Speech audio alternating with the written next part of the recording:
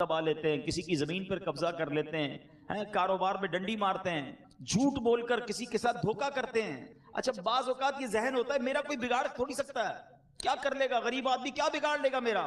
یہ بہت بڑی بھول ہے جو یہ سمجھتا ہے نا کہ میرا کوئی کچھ نہیں بگاڑ سکتا۔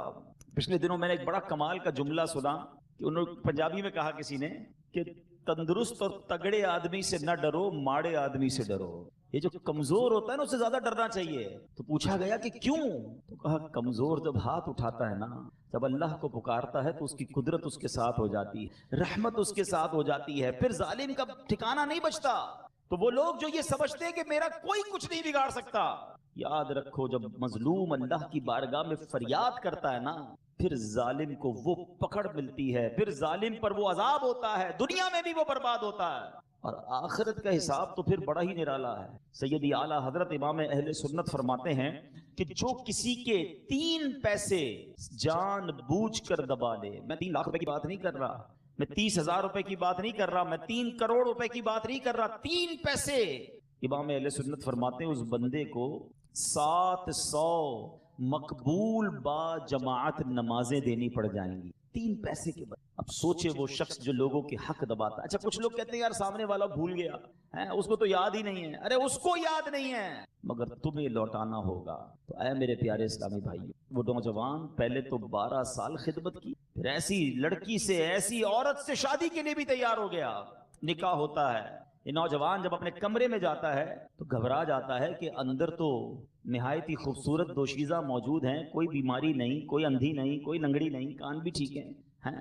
گھبرا گئے، حضرت عبداللہ صومعی کے پاس آئے تو آپ نے کہا نہیں بیٹا، یہی میری بیٹی ہے، تمہاری دلہن یہی ہے۔ دراصل میری بیٹی کی میں نے بہت خوب اچھے طریقے سے تربیت کی، میں نے جو کہا نا یہ اندھی ہے، یہ اس لیے کہا تھا کہ میری بیٹی نے کبھی حرام دیکھا نہیں ہے۔ جو میں نے کہا یہ بہری ہے، یہ میں نے اس لیے کہا کہ اس نے کبھی حرام سنا نہیں ہے۔ جو میں نے یہ کہا کہ وہ لنگڑی ہے، وہ اس لیے کہا کہ اس نے کبھی پیر حرام کی طرف بڑھائے نہیں۔ ہاتھ کے بغیر والی اس لیے کہا کہ ہاتھ حرام کی طرف اٹھے ہی نہیں۔ میرے بیٹا یہ تمہاری ہی زوجہ ہے، جاؤ زندگی اچھے انداز میں اس کے ساتھ گزار۔ ذرا سوچئے گا یہ جوڑا کیسا تھا کہ ایک طرف ایسی پاک نیک عورت ہے، اس قدر پارسا خاتون ہیں، اور دوسری طرف جو نوجوان، ان کا نام کیا تھا؟ ان کا نام سیدنا ابو صالح محمد رحمت اللہ تعالی علیہ، یہ وہ تھے۔ اب ذرا سوچیں کہ دونوں جب ملتے ہیں، جب ایسا مبارک جوڑا بنتا ہے، تو آپ کو معلوم ہے ان کے یہاں اولاد کون پیدا ہوتی ہے؟ سبحان اللہ، ان کے یہاں کوئی اور نہیں، پیران پیر شیخ عبد القادر جیلانی رضی اللہ تعالی عنہ پیدا ہوتے ہیں۔ یہ غوث پاک کے والدین کا واقعہ ہے۔ اللہ اکبر، اللہ کریم نے اپنے اس ولی کامل کے لیے گویا کیا شاندار جوڑا ملایا۔ ماں باپ ایسے تھے، اللہ نے ایسی اولاد عطا فرمائی جو ولیوں کے سردار بن گئے۔ اور شیخ عبد القادر جیلانی سبحان اللہ، پیران پیر کی تو یہ شان ہے کہ علماء فرماتے ہیں کہ اگر آج بھی کسی کو ولایت ملتی ہے تو غوث پاک کے در سے ملتی۔ سیدی اعلیٰ حضرت لکھتے ہیں نا کہ سر بھلا کیا کوئی جانے کے ہے کیسا تیرا، اولیاء ملتے ہیں آنکھیں وہ ہے تلوا تیرا، واہ کیا مرتبہ اے غوث ہے بالا تیرا، اونچے اونچوں کے سروں سے قدم آنا تیرا۔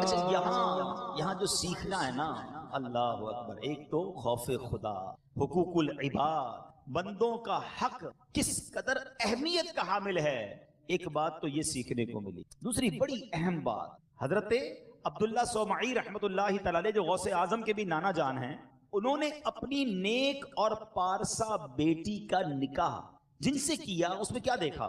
پیسے پوچھے، بیٹا بینک بیلنس کتنا ہے، جائیداد کتنی ہے، خاندان کون سا ہے؟ انہوں نے نیکی دیکھی، خوف خدا دیکھا، ایسا نوجوان دیکھا کہ جو اللہ کے خوف میں مبتلا ہے، آپ نے اپنی بیٹی کا نکاح ان سے کر دی. آج ہم نکاح سے پہلے کیا دیکھتے ہیں؟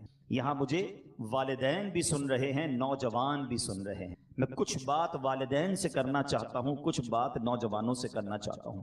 مدنی چینل پر بھی مجھے والدین بھی سن رہے ہوں گے، نوجوان میرے بھائی میری بہنیں بھی مجھے سن رہی ہوں گی. ذرا غور سے سننا میری بات. ہمارا پرابلم یہ ہے کہ آج اگر ہم اپنے بیٹے کا رشتہ کرنے جاتے ہیں تو کیا دیکھتے ہیں کہ لڑکی خوبصورت ہے کہ نہیں، خاندان کیسا ہے، مالدار ہے کہ نہیں، جہیز کتنا لائے گی، بس.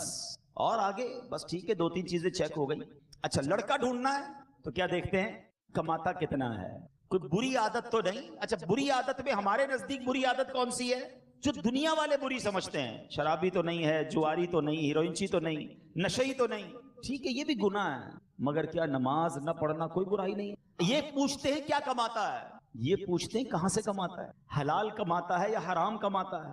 اچھا ان دونوں طرف جو معاملات چیک ہو رہے ہیں، ان تمام باتوں سے بڑھ کر ایک بات ہے جو ہم پوچھتے ہی نہیں ہیں، نارملی نہیں پوچھتے کہ اس لڑکا یا اس لڑکی کا عقیدہ کیا ہے، اس کے بلیفز کیا ہیں، اس کے عقائد کیا ہیں، اللہ، اس کے رسول، صحابہ، اہل بیت، اولیاء کے بارے میں اس کی سوچ کیا ہے.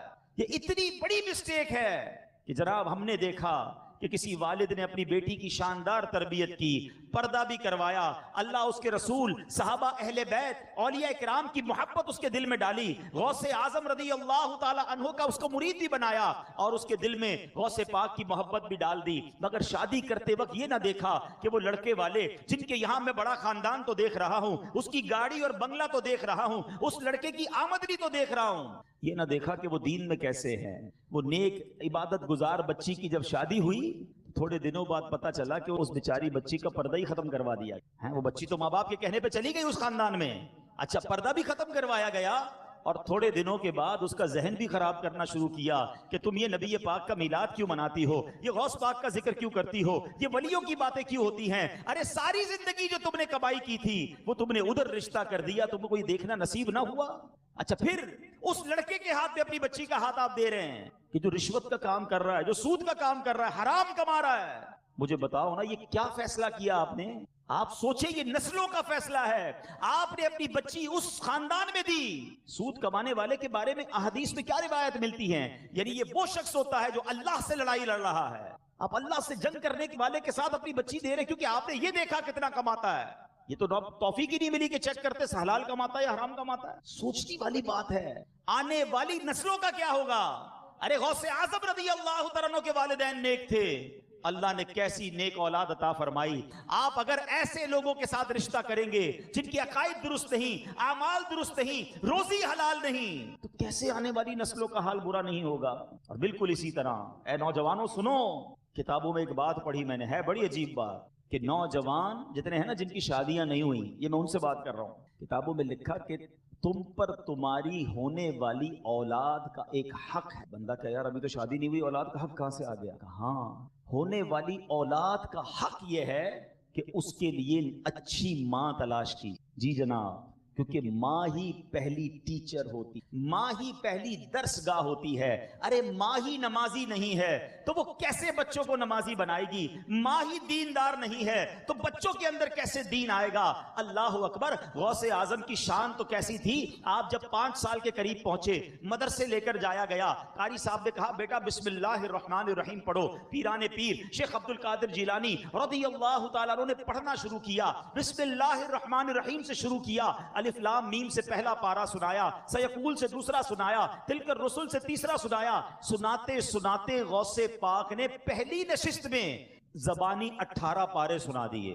قاری صاحب حیران، بیٹا اتنے پارے پہلی باری میں؟ اور پڑھو. کہا مجھے اتنے یاد ہیں. کدھر سے یاد ہو گئے؟ کہا میری ماں 18 پاروں کی حافظہ تھی، میں ماں کے پیٹ میں تھا، ماں قرآن پڑھتی تھی، میں ماں کے پیٹ میں ہی قرآن یاد کر لیتا تھا. ٹھیک ہے، یہ ایک ایکسٹرا آرڈنری صلاحیت ہے، یہ اللہ کریم نے شاندار مقام دیا شیخ عبد القادر جیلانی کو. مگر سیکھنے کو کیا ملا؟